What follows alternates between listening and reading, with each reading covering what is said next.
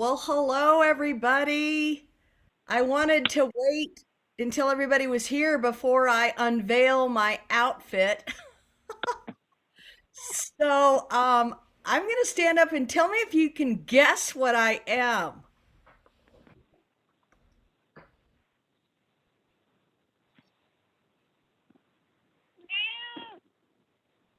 Oh, I heard your kitty. Yeah, that's Molly. I'll just take a stab. I can't see you. I'm on the telephone, and it's just a stupid phone. I'm going to guess you're a space explorer. Is that a good guess? Uh, Look at I don't know, is it backwards on your screen? No, I don't have a screen. I don't have a smartphone, so I can't see you. I'm just on the Oh, telephone. okay, so I'm wearing something beige, and it says the early bird. Let's see, it's backwards for me. The early bird catches the worm, but the second mouse gets the cheese. And then it's got lucky numbers 1, 2, I think 12, 10. They're all backwards for me. Any guesses, Jasmine, since you can see? Where did you go to get that fortune cookie? You got it. Okay, I'm gonna take it off. I'll have to send you a picture, Molly. So this was a Halloween costume that a friend of mine made a few years ago, and I loaned it out to somebody for Halloween, and they didn't end up wearing it. So I got it back the other day, and I was like, before I put it away in a box, let me just put it on for the class. And so, yeah, it was a fortune cookie and it had the fortune. And I thought it was hilarious because, the second mouse gets the cheese, because what happened to the first mouse? Yep. So, anyway, it's kind of fun. And I did wear it one year, so it was pretty funny. And so I just figured, hey, I might as well. I might have to pull the camel suit out. I've already packed it away, but I might have to pull the camel seat out just so that you can see it. But that's the fortune cookie outfit. I tell you, the homemade Halloween costumes are the best. We had a couple of friends who showed up once as a bunch of grapes. They had stuffed garbage bags with a newspaper, and they look pretty good. Yeah, I think that's fun. Yeah, so anyway, and I figured, hey, it might not be time yet, but I'm wearing my Christmas shirt because, again, why do we always just only get to wear the 4th of July once and the Christmas once and the St. Patrick's once, I think it's time to start, just wearing it whenever. So I have my Christmas um, Hawaiian shirt on, and also what was I going to say? I totally forgot now.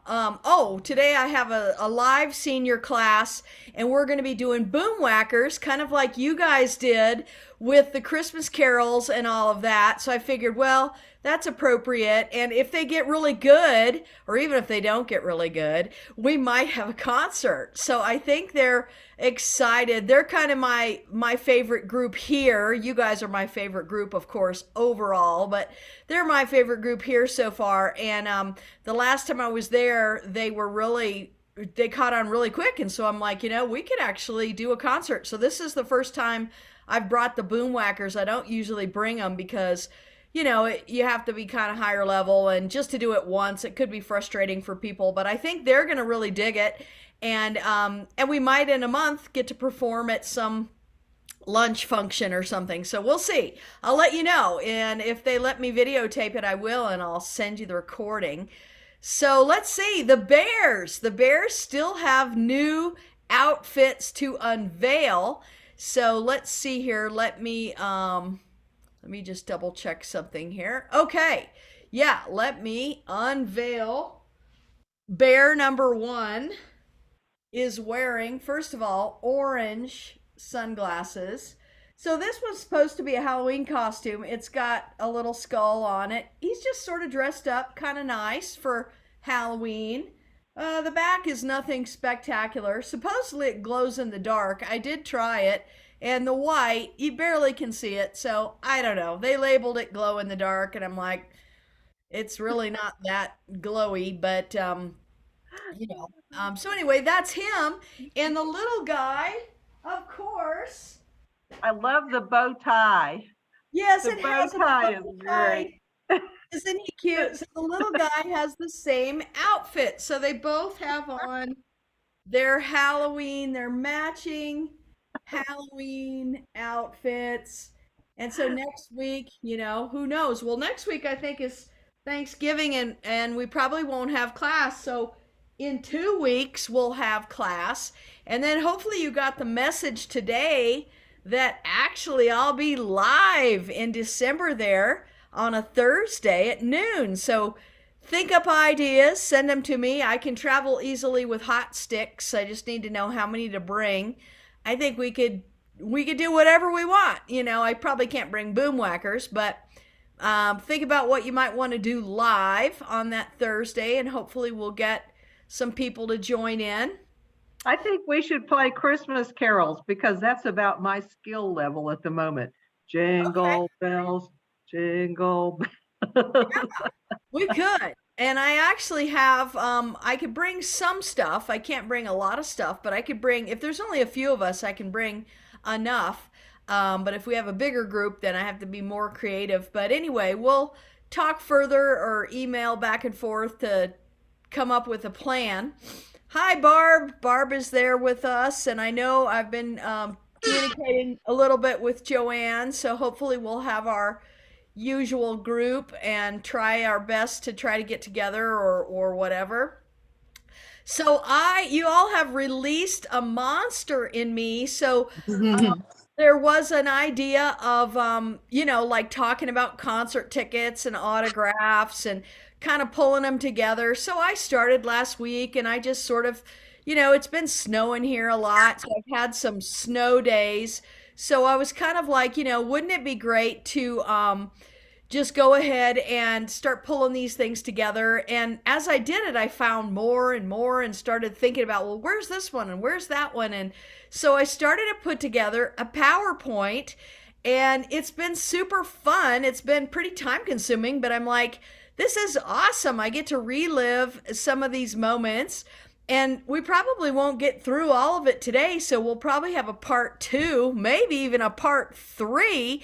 And it's something that I can keep adding to as I find things. And what I also realized is a lot of these famous drummers and stuff have passed on. And so it's kind of like, wow, we better do this and talk about these people while we still have them. So there's a lot of history here. When I start going back to all the way from my childhood and concerts that I went to and people that I met and stories and things, this is probably a good time to do this. So I'm going to share my screen. Feel free to interrupt me because I will ramble on. But if you have questions, just stop me and we'll stay where we are. They're in no particular order, so it's going to be a little random. And I tried to save some of the better ones for the end. So there's some people you'll know. There's some people we've talked about, and there'll be some people you have never heard of, but have been in the drumming world or what have you. So I think it'll be interesting. So let's just jump in here. I've got this big messy screen here.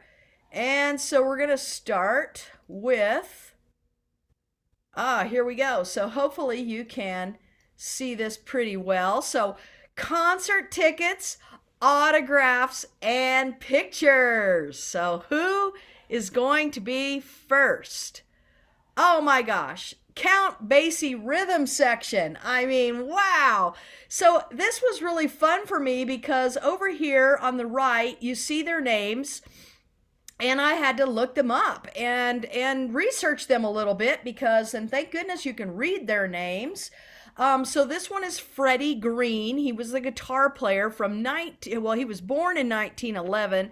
He died in 1987. I believe I got these autographs in about 1984 because it was right before Count Basie died. This was at the Reno Jazz Festival, and our group, my college jazz band, Colorado State University, got to be on stage while they were performing, and I can't remember if we played before them. I think we were the opening act, and then they came on. And we got to sit off to the side of the stage while they performed. And the Count wasn't there. He was sick, and he died just not long after that. So when I looked his numbers up, it was probably 1984, and that makes sense.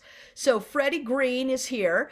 Dennis Mackerel, and I had to kind of figure this out because I was like, what does that say? But I looked him up, and it's a real guy. And yeah, he played with Basie, so I figured it out, and he's still alive, so that's kind of cool. Cleveland Eaton was the bass player, and his times were 1939 to 2020. And then over here it says Karen, best wishes. And I always thought this guy's name was Teed Larson. And so I'm Googling Teed Larson and Count Basie. Well, anyway, I find out it's not Teed, it's T, and it's Carson, not Larson. So, I mean, I had to kind of do a little research. And he also was born 1929 and died in 2000. So this was fun for me to look these guys up and kind of research their careers. I do have the broken drumstick somewhere. I haven't located it, from Dennis Mackerel. So that was really gracious of him to give me his broken drumstick on stage after they performed. And so here I looked them up, and here's, I'm not sure if this particular picture has these guys in it, but this was a Count Basie picture. And Count Basie was born 1904, died in 1984. Like I said, we got to be on stage right before he died with his band, but he wasn't there. Here's some pictures of the Count over here. And then I looked up some of the guys, and so here they are. Here's T. Carson, not Teed Larson. And here's the drummer, a more modern picture of Dennis. And then here's the bass player, Cleveland. And here's Freddie Green. So that was really fun for me to go back and learn something, about these guys. And a little bit about who else they played with. They're all legends. And so I can't recite everything, but all of them, if you Wikipedia them, you can learn about them, and they all, were amazing. So the Count Basie rhythm section, I mean, golly, we got to start with a really good group. And moving on to, wow, tennis, so just, randomly. So this is Billie Jean King. I met her in Atlanta at some kind of tennis thing, and recognized her and got her autograph. I wasn't a big tennis fan, but obviously I knew of her when I was a kid. She was doing that thing with, can't think of his name. You all probably remember. What's the name of the gentleman that she played against? We'll have to Google it. But basically, you all probably remember that too. So I remember watching that as a little kid, being a girl drummer, in a boy's world. I thought that was really cool that she took on whoever he is, even though he wasn't like the world's greatest. It was just cool that she was getting to do her thing, and so I thought that was really awesome. So Billie Jean, and I believe she's still around in Atlanta somewhere. Okay, moving on, totally different, back to the drumming world. Blast and a Drumline Live concert. So these are two different things, but they were both drumming things. Blast was really cool. They took all these drum corps people and did this really cool show. It was a theater show inside, and the music is awesome, and they were just really creative. They just really had all this really cool drumming stuff.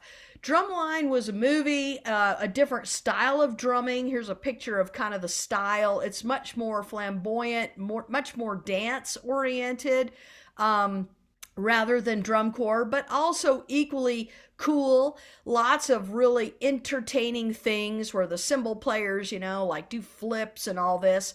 And anyway, after that movie came out, they did kind of a theater production of it, and they had like these drum wars where they'd have this group and this group kind of doing this drum thing back and forth, and they still kind of are doing that now. DCI has adopted that. Before this movie, they really didn't do anything like that, and they kind of allowed that style, that much more flamboyant, entertaining style, rather than the real pure technical style, and still requires tons of practice and playing together, but much more focused on the audience and the sort of wow factor. So both of these were really cool shows. I saw them in Atlanta. Some of these tickets you'll see are at the Fox. And as we go through, pay attention to the prices on the tickets, where the tickets were and the prices on the tickets. So some of these tickets, like I said, I saw Buddy Rich for $6.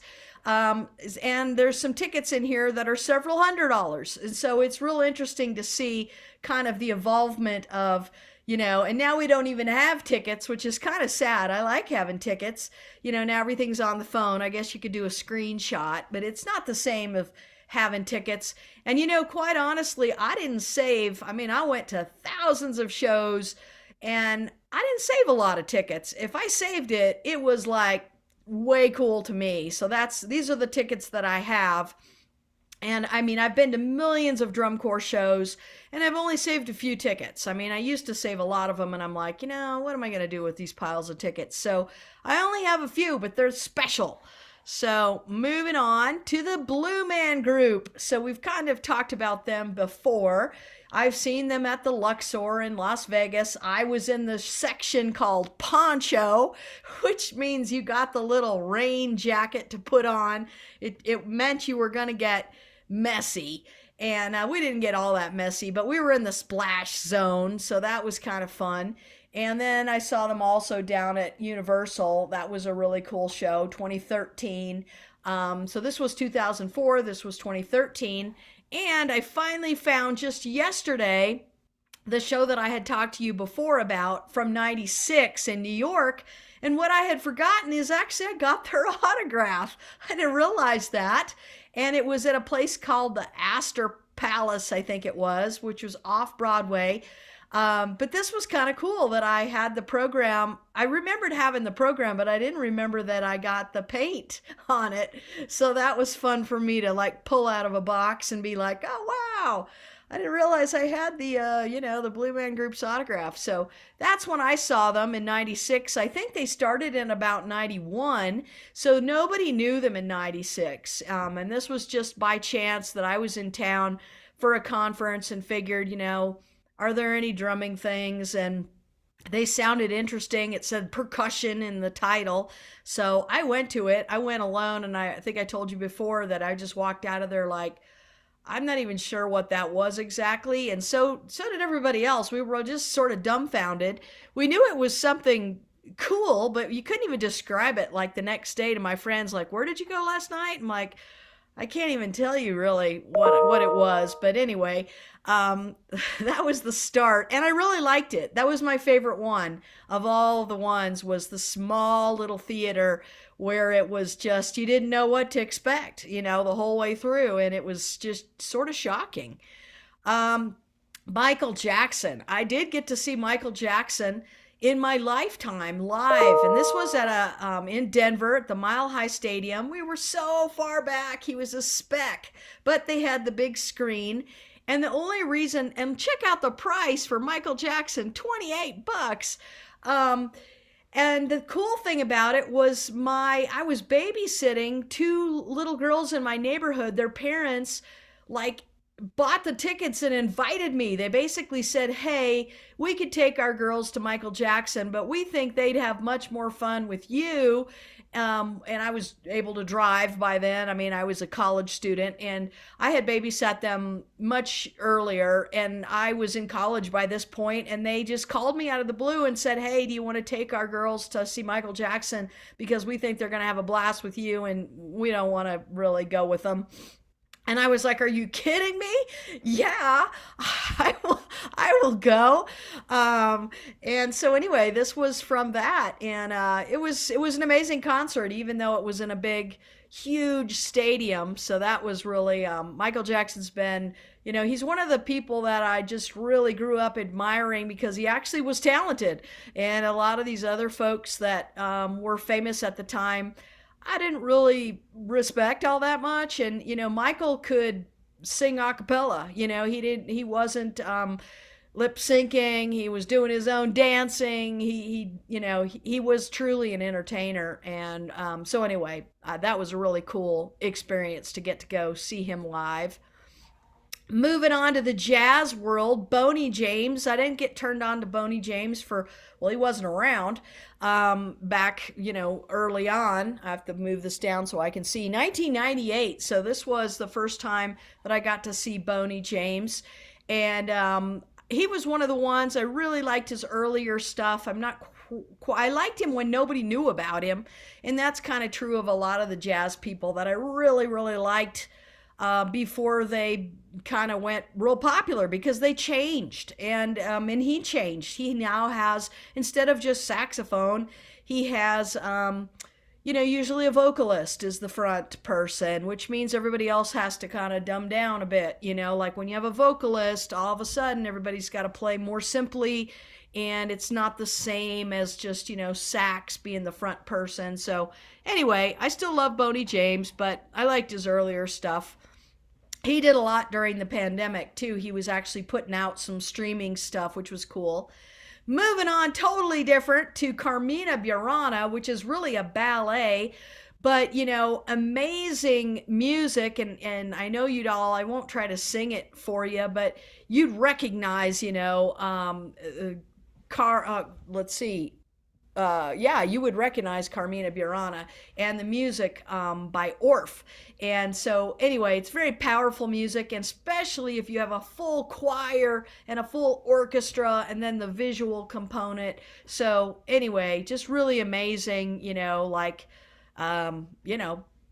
awesome stuff, even though it is ballet, not to diss ballet or anything, but as a drummer, I need that kind of rhythmic stuff going on, and the dancing was really spectacular. So Chicago, one of the few mainstream bands I liked because most of the groups that I followed were sort of on the fringes, but Chicago I loved, especially because they had a horn section, and they were very rhythmic, and they were a lot like Earth, Wind, and Fire and Tower of Power, which were the other groups that I liked. This was actually at my alma mater. It was in the gym. I mean, this was at CSU. They came to our gymnasium, and I thought that was awesome. And so, they were playing all over the place, but they were also doing the college tour and getting young people kind of hooked on their music because at that time I think their audience base might have been a bit older. And so it was brilliant because I think that's one of the things that sustained them for many, many years is that if you go to a concert now, back in the day, you'd go to a concert, or I would go to a concert, it would be people my age. And now you go to a concert and there are people bringing their kids, and there's young people, I mean, really young, like elementary school, all the way up to grandmas, and everybody's digging it. And I think that is one of the keys to Chicago, that they were timeless. And, and Earth, Wind, and Fire, same thing. You still hear tons of music and everybody recognizes it. And so I think that's really awesome about them. Chuck Mangione didn't last long on the scene. He had one big hit, Feels So Good, which I know you'd recognize. And I loved it because, again, it was instrumental music. Who was the drummer? I always would buy the album and who's the drummer? Who's the drummer? Who's the drummer? Well, it was always Gad. And I got to see him with Gad, so I even wrote it on the ticket. These are not new writings. These are writings from 40 years ago, with Steve Gadd, and this is when I saw him again at a tiny little in my town of where I was going to college. Look at the ticket price, $10, you know, and it was a smaller theater. I don't think Gad was with him then, or I would have wrote it on the ticket. But anyway, it was a really cool concert. And okay, Cirque du Soleil. I have a million Cirque du Soleil tickets that I have to dig out because what I did with all of them is I put them in the CD because I have every CD. And so I put all the tickets in the CD. So here's only just a sampling of the ones that happen to not be in the CD. I love Cirque du Soleil's music, because there's no vocalist, and if there is, they're not speaking English, which means they use their voice in rhythmic ways and nobody's focused on the words. You're listening to the music, and it's really intense music and also very ethnic. And so it can take like a polka and fuse it with this driving, incredible, technical, more contemporary sound. And so the band is good. And then you have these people that are doing these amazing acts that when you think about it, I mean, it's dance, it's gymnastics. They have amazing anatomy. I mean, that also kind of is something that I'm an anatomy teacher, so I dig anatomy. So it's got everything. I mean, it's got great anatomy. It's got great gymnastics, it's got acrobatics, it's got the musical component, it's got these people who've devoted their life on their one little trick that they do that takes hours and hours, and they make it look effortless. So, oh my gosh, Cirque du Soleil is like, I'm a Cirque du Soleil freak, and I've been to every show that's possible, every show in Las Vegas, every touring show, you know. I haven't been out of the country, but the shows that are out of the country are the ones that I've seen. And so I can't say enough about Cirque du Soleil. So totally dig that. I even got to say, okay, so now not only Cirque du Soleil, but the Michael Jackson Cirque du Soleil. So it was really cool, and it's actually still, I think, in Vegas, but I saw it in Atlanta. Let's take a look here. Phillips Arena. Look at that, $175. Woo! And that's not including tax and all that kind of stuff. I ended up taking two other people with me, and this was an $800 purchase. But I tell you, it was awesome. We were down on the floor, so we were right at the level, and the dancing and the music was spectacular. I don't think I would have liked it if I was way, way up high, but it was good being down low. And actually Michael Jackson wasn't in this, so it was basically just his music, and they had some people that were looked a lot like him and danced a lot like him, but it wasn't him. It was long after he was gone. So anyway, awesome music and dance and acrobatics and all of that. Now, I've mentioned before, I don't like the Beatles. I know that's shocking to people. I actually really don't like the Beatles at all. But I did go to the Cirque du Soleil. It was one of the last ones I went to because I was like, do I really want to go to this? But I have to say, they did a really good job, but it was extremely entertaining and very colorful. And it made me like the music a little bit more because there was something to watch, because I get bored if the rhythms are simple and the words are simple. And so this really was visually appealing, and I enjoyed it a lot, and I would definitely advocate for it.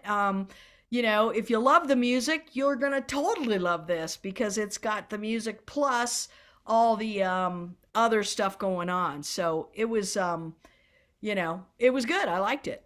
Moving on to a couple of other sort of theatrical things that I saw. Bring In the Funk. I saw this a couple times in Atlanta, actually. And this was like a musical, but it was mostly about tap dancing. And again, I'm interested in rhythm, and so it was really cool to watch the tap dancing, and they combined the drumming with tap dancing. So it was kind of like Stomp, but with a lot of tap dancing. And it was actually very well done. And I saw it a couple times, actually, and it was different each time that I saw it. So that was really cool. Moving on to Drummers of the World. Of course, I have to go to that. That was actually at the Fox. And Stewart Copeland was there. I can't remember honestly who else was there. I'd have to look it up.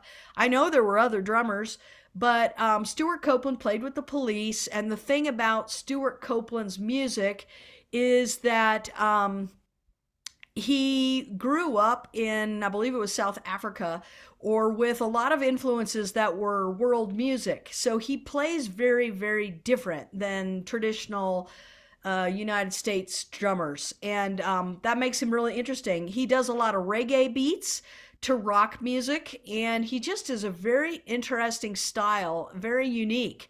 And so, anyway, I'm gonna have to look up who else was there, but I know there were some other cool drummers at that show, but I do remember he was there for sure. Drum corps, of course, I had to put a couple of drum corps things in here. I could talk for days about drum corps. Here's a couple tickets that I did save. 1997, this was actually the championships, and it was actually in Orlando. And so the championship is like, this is like the Olympics. This is the Olympics for drumming.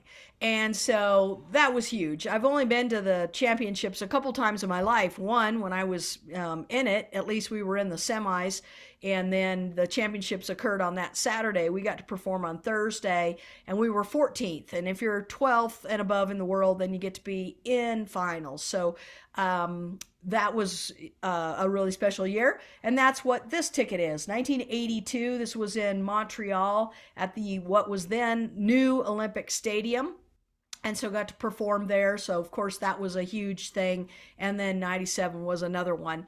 A lot of the other shows I didn't save tickets, but these two were kind of big and special. And here's a picture of what's called Retreat. Said, I know it's kind of blurry, but at the end, and they don't always do Retreat, they do at finals, but they don't at usual shows. But all the competing 12 groups come back on the field at the end. So you have 1,000 young people, less than 21, on the field, and usually the winning corps, they get to have their drum major come up into the stands, usually pretty close to where I'm sitting, because I always try to be on the 50, and they perform usually something like, you know, God Bless America or something like that. 1,000 players. It is spectacular. The hair stands on your neck, you know, when you're hearing that played by the most amazing performers, young performers in the United States, or really in the world, performing together. And so that's really exciting. And then I had to put this picture because this is one of my most favorite moments in drum corps, was when the Cavaliers tenor section, there's 5 drums here, and 3 of them are upside down. And so here's somebody who's upside down. His drums are being held by these 2 guys. His legs are around this guy's shoulders. He's hanging upside down, playing perfectly with the guy next to him. He's standing right side up. And so this was an amazing moment not that long ago, where all of a sudden, especially if you didn't know what was coming, if you didn't hear about it ahead of time, and I usually tried not to read about the shows ahead of time, of what music they're playing, what they're doing, what to look for. I'd rather just show up and see it. And all of a sudden, these 3 guys do cartwheels, and they're upside down, and they perform this solo, and then they're right back up. And before you even realize what you're watching, it's over. So you have to go back and YouTube it and watch it 1,000 times to see what really happened. But here's a picture from that. They even made t-shirts that year. Of course, I have one of that moment, because this is like a spectacular moment in drum corps history.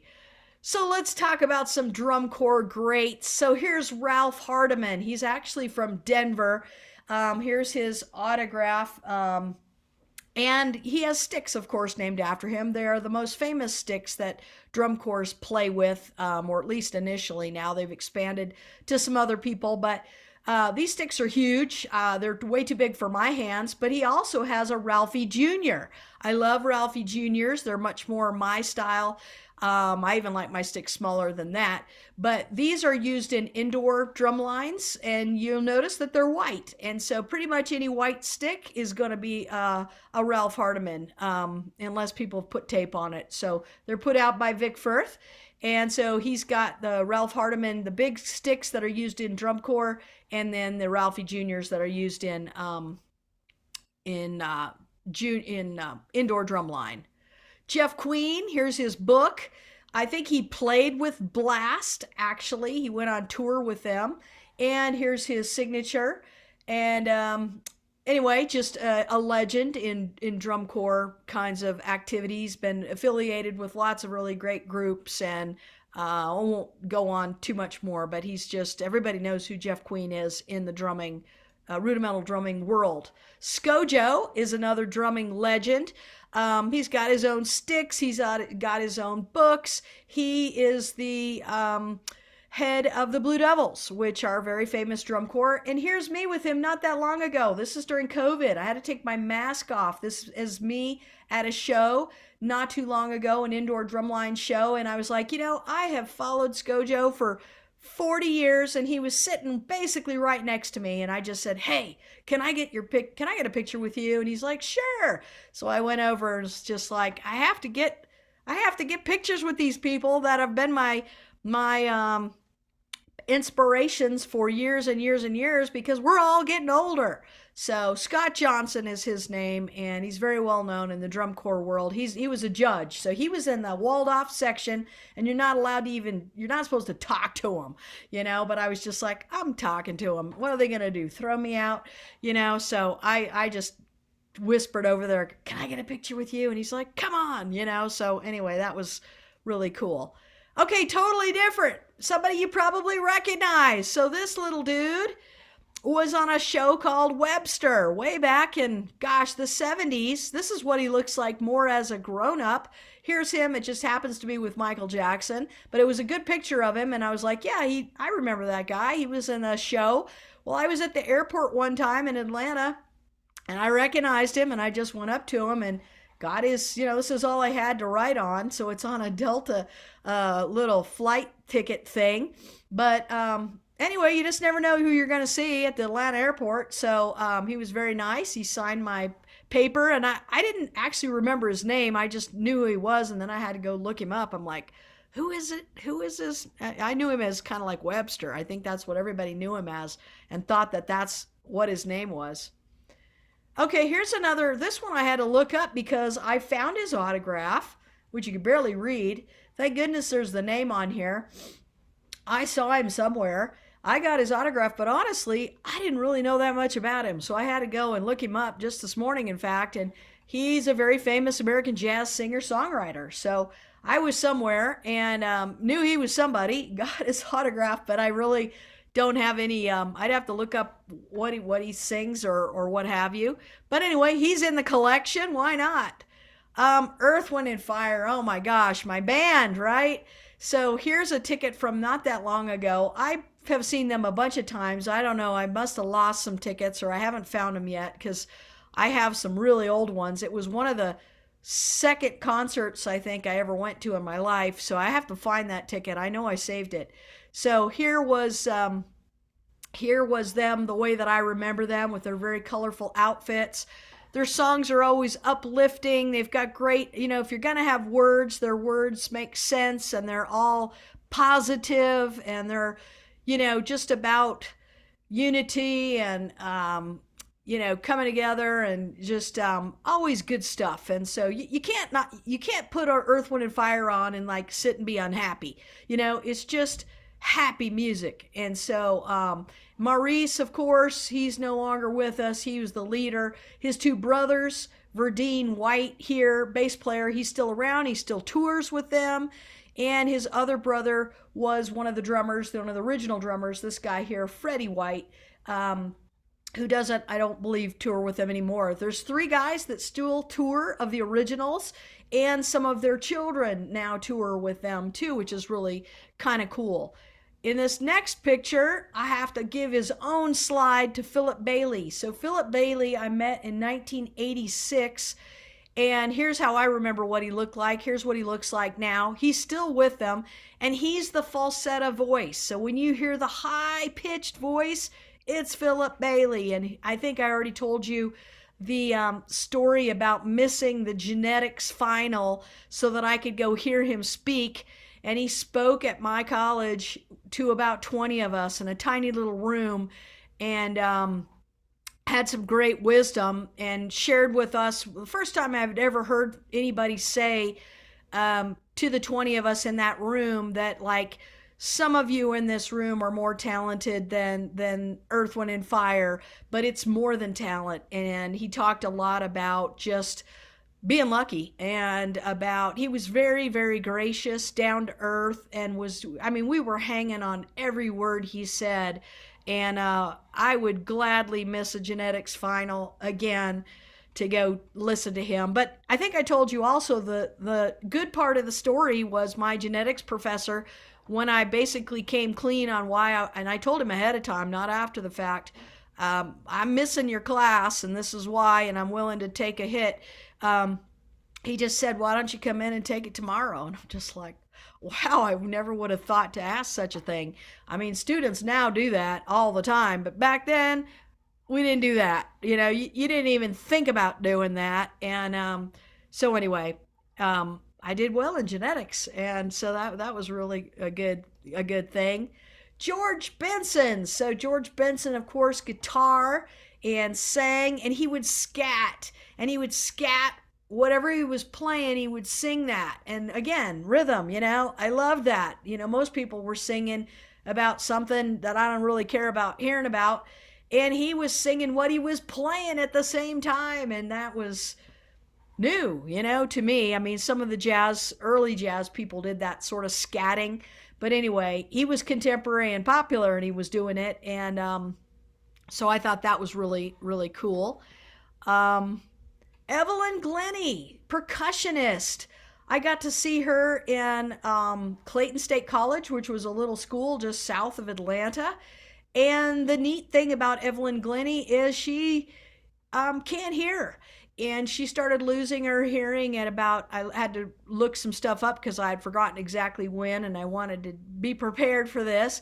So she started, because I was like, was she always deaf or did she go deaf? And I kind of remembered that she went deaf, that she could hear at least in the beginning part of her life. And that was true. She started losing her hearing at age 12.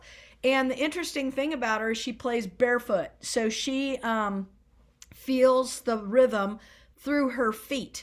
And plays, and I mean, it's just spectacular. I don't know how, even if you feel the rhythm, like, can you really discern the different pitches? Like, how do you know if you're off a note or whatever? I mean, it's just a miracle, really. But she's an amazing player, and then on top of that, to think that she can't even hear is just like, wow.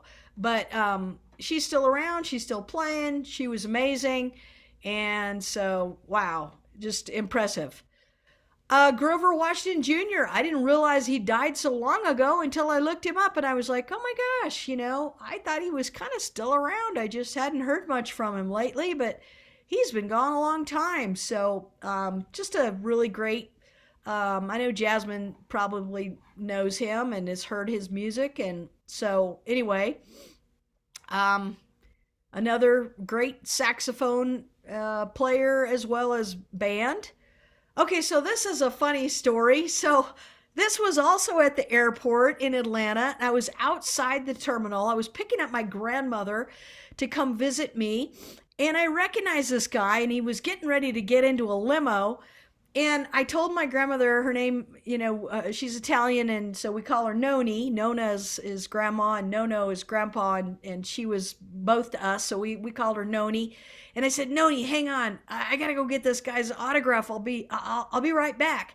So I ran over and I got his autograph, and he didn't really say anything to me. He just signed it and handed it off. And I still am trying to figure out what this means. I thought maybe it was a Bible verse. I tried to look up Psalm 413. And anyway, when I got back to her, she said, well, who was it? And I said, I think it was one of the Braves because I knew I recognized him. But then I started looking later up pictures, and I was just like, nah, or I think I saw it on the news, because I think this was before the internet. Or maybe right at the beginning of the internet. But anyway, at some point I saw him on the news, and I was like, oh my gosh, he wasn't a Brave. It was Evander Holyfield. I knew him. So that's hilarious, because I went back and I told my grandmother, I said, yeah, he's one of the Braves, because I knew he was somebody. So I had to put this picture of him with his, now I recognize him.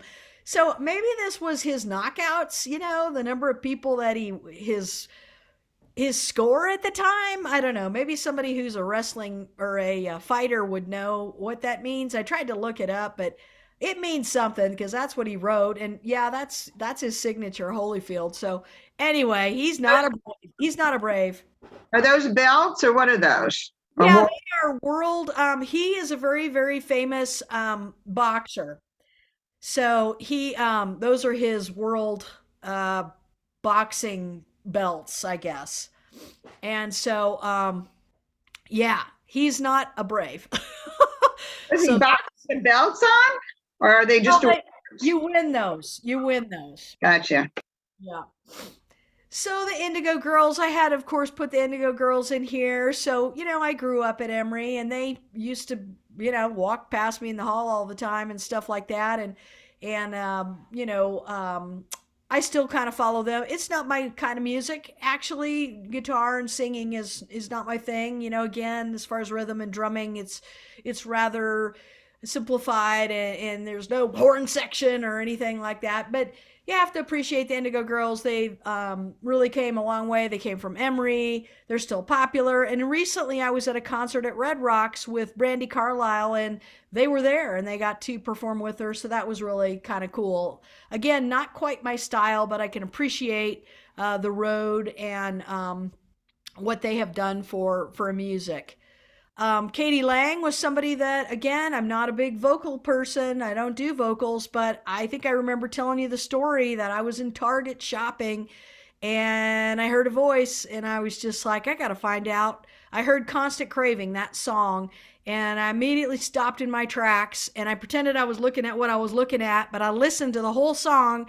And as soon as I left Target, I was like, I got to find out who that is because I don't listen to the radio. So usually by the time I hear it, everybody else already knows what's going on. So I finally figured it out, and I still really like that song. It's pretty simple, but there's just something about the voice that was captivating. And to captivate a drummer who doesn't listen to voices, you know, it impressed me. And she went on to do some duets with Tony Bennett and some stuff like that, and then kind of faded. Not much lately happening, which is unfortunate. But I think there were some political reasons and reasons for not being successful as maybe. I think timing is everything. When you become popular and how you become popular, there's a lot of wisdom in what Philip Bailey had to say as far as just being lucky, being at the right place at the right time with the right situation. So, but anyway, I got to see her several times in person and, you know, went to a vocalist's concert, which was unusual for me to do. Okay, so I have to confess, my very first concert was Kiss. And, you know, Kiss was not my music either. I was listening to Earth, Wind, and Fire, Tower of Power. All my peers were listening to Aerosmith and all these other groups. And I went because I wanted to see them blow stuff up. And they did. They blew stuff up. And it was very entertaining. They had a lot of hits. They were very popular. And it was a really great first concert. And look at the ticket price. Oh my gosh, $11. Wow. Of course, this was back in 1979. So, yeah, it was a great first concert. You know, there was a lot of things to watch. I didn't know all the tunes. I wasn't singing all the tunes. Like you look around and everybody's singing along, and I'm like, I don't know what they're saying or anything, but wow, this is just a lot of stuff to watch. So anyway, that was really my first concert, and that was, you know, a good first concert of that style.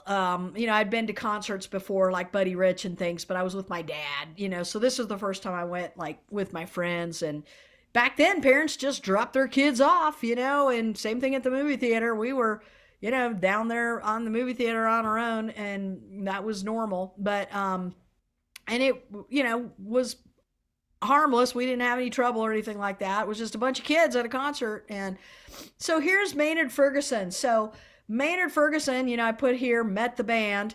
was at a concert where, again, it was a jazz festival, and our high school jazz band got to perform at that jazz festival. So that was a huge thing to get to see his band. And, of course, Maynard played trumpet and he hit these high, crazy high notes. And he had an amazing band, especially the trumpet players. If you want to be a trumpet player and you want to play in Maynard's band, you better be awfully good. And they backed him up, because his mouth would only hang on so long and he'd start losing the high notes. But he had this wall of trumpets behind him that were probably equally as good, if not even better than him. So really, really amazing band. And he would recruit from high schools and colleges. So like if you were a young person, you wanted to play with Buddy's band or Maynard's band or something like that. So that was really exciting. I know we're getting down to the wire here. We'll go a little bit more and then open it up for if anybody has questions or whatever. And then we'll do a part 2 next time. So let's see, the Rippingtons, I've mentioned that they were one of my favorites for a long time. I mean, every album cover has a cat on it. How can you not like that? I saw them a whole bunch of times in a whole bunch of places. I saw them in 93, 94, 96. Every time they came anywhere close to where I was, I saw them. And I think I've already mentioned Jeff Kashawa, the sax player here. He was with the Disney band, the one that I'll talk a little bit more about in the future in this slide presentation. He went off on his own and I bought a couple of his albums. And of course, Steve Reed here, the percussionist. But the Rippingtons, they got to a point where they started sounding the same a bit. And a lot of their music in the beginning, I really liked the first, 10 albums. And they were one of the few groups that I've mentioned before that I would buy their album sight unseen, not heard any of it.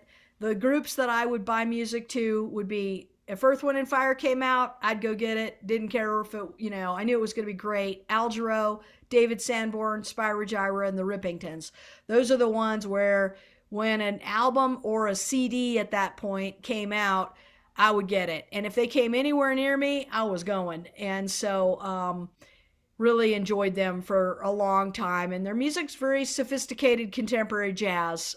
Great rhythmic stuff, great guitar, great sax.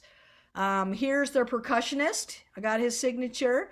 And he put out a couple of his own CDs, which I have, that are excellent. They're like soundscapes. You can imagine, like being in a jungle and listening. Tons of really cool instruments, some of which are unrecognizable percussion instruments. And anyway, Steve Reed is still around. There's another jazz Steve Reed, but this is not him. This is the percussionist Steve Reed. Riverdance. Yes, I went to Riverdance again because, hey, it's rhythmic. And they were doing all this amazing rhythmic kinds of stuff and with their feet. And so, they were doing all this Celtic music. And so it was excellent. I mean, I loved anything to do with dance, rhythm, whether it be the feet, the voice, or the hands, however it comes out, I can appreciate it. And so, and it was really amazing. I don't know how they can keep their upper body perfectly still, and there's a lot of action going on down below. Their legs are moving all over the place. We'll end maybe with this one. So this one's a non-music. So this was another good story. So Robert Goulet. So I happened to be in Philadelphia. I was a member of this group called the Surgical Test Writing Committee, where for 8 years I would go to Philadelphia and stay in a really nice hotel called the Rittenhouse. And we would stay for 2 days. The first day we'd be writing test questions that were going to be on a national board exam for PAs. And then we'd go out to a really nice dinner. And then in the next day, we'd do about a half of a day of more test question writing. And, we had written our questions ahead of time, and then we'd bring them to the group and they would, pull them apart, and then we'd get them perfect. And then they would go on a national board exam. Anyway, we were at a fancy, really nice restaurant, hotel. I think it might've been the Four Seasons or somewhere. And, I recognized this guy sitting at the table next to us. And I told my colleagues, I'm like, I think that's somebody. I can't remember his name, but I think I've seen him before, and this was, not that long ago. This was, before he died, obviously, but he didn't look like this, but I knew the guy. And anyway, I went over and I was asking my friends, I'm like, well, what's his name? I think he was in, I don't know, some show or whatever. And they're like, I think it's Robert Goulet. So we're whispering back and forth and they go, you go talk to him. So I just went over and it was a really nice restaurant. So I didn't want to be, make a scene or anything. And I just said, excuse me, sir, would you be Robert Goulet?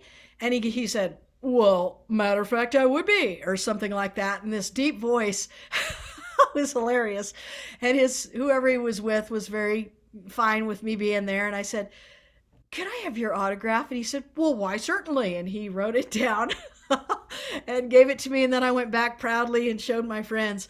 And then I had to look him up, and he was Sir Lancelot for many, many, many, many years in Camelot. And he was in town probably doing Camelot. And he did it forever, I think. I can't remember how many years he was in Camelot, but he had this very deep voice. He looked a lot like this still, and he was quite a bit older. But yes, it was just funny the way when I asked him, would you be Robert Goulet? And he said, well, matter of fact, I would be, or something like that. It was hilarious. So anyway, let's see. I'm going to stop sharing my screen. Anybody have any favorites or comments about any of this? Well, I did hear that, now I've gone blank. The dancers, the Irish dancers. What's her name? Riverdance? Yes, Riverdance. I've seen them a couple of times. I heard that they lost anywhere from 10 to 18 pounds per performance. And I was wondering how they could put weight back on and not be dead. If they're doing, if they rotated people or what, You probably have to. That's very physically demanding for Yeah. sure. Yeah. Wow. Yeah. That was Bobby Riggs for the Oh, Battle of the Sexes with Billie Jean King. Yeah. there you Yeah. go, Bobby Riggs. That's right. That's right. He was a lot older. Poor guy. He didn't have a chance.